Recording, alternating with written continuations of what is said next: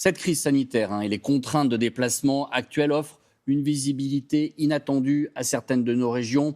Hugo Pufnet et Lou Krikorian nous entraînent en Suisse normande, c'est entre l'Orne et le Calvados. Elles sont des destinations méconnues à moins de 100 km du domicile, loin du littoral, loin des plages qui rouvrent, comme la Suisse normande. Une petite région à cheval entre le Calvados et l'Orne, surnommée ainsi pour ses collines, son bocage et ses petits villages de caractère, une carte postale pour des Français en mal de liberté, à contempler depuis les hauteurs. Sur ce belvédère, ils sont nombreux à préférer les départs de parapente, le paysage bucolique, à une balade sur les côtes normandes.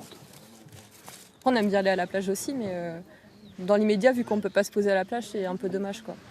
Je trouve ça un peu ridicule de pouvoir marcher à côté de plein de gens à la plage, mais pas de se poser sur une serviette. Il y a un peu trop de monde sur les plages. Puis si c'est pour être là-bas et penser qu'aux mesures de sécurité et d'hygiène, au final, c'est pas détente, quoi.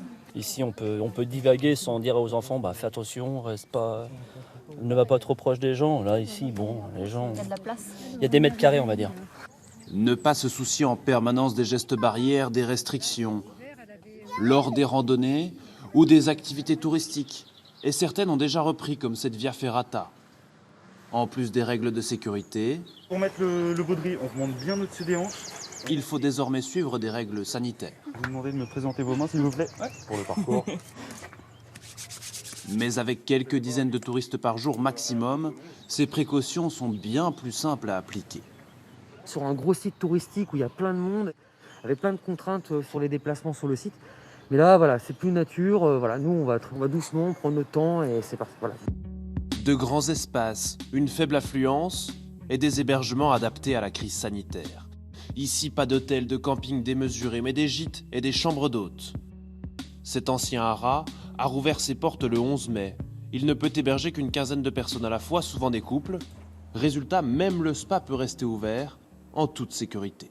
Le couple bénéficie de tout le rez-de-chaussée pendant 1 heure. Une fois que son heure est passée, on les invite à passer en cabine de soins.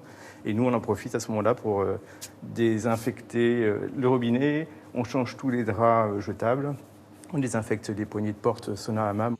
Une formule payante. Les réservations sont de retour. Le domaine affiche bientôt complet jusqu'au mois de juin.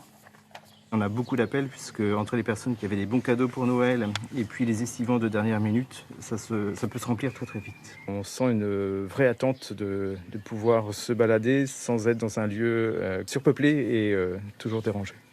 La Suisse normande espère ainsi profiter du déconfinement pour sauver sa saison et devenir une alternative durable aux vacances à l'étranger ou en bord de mer.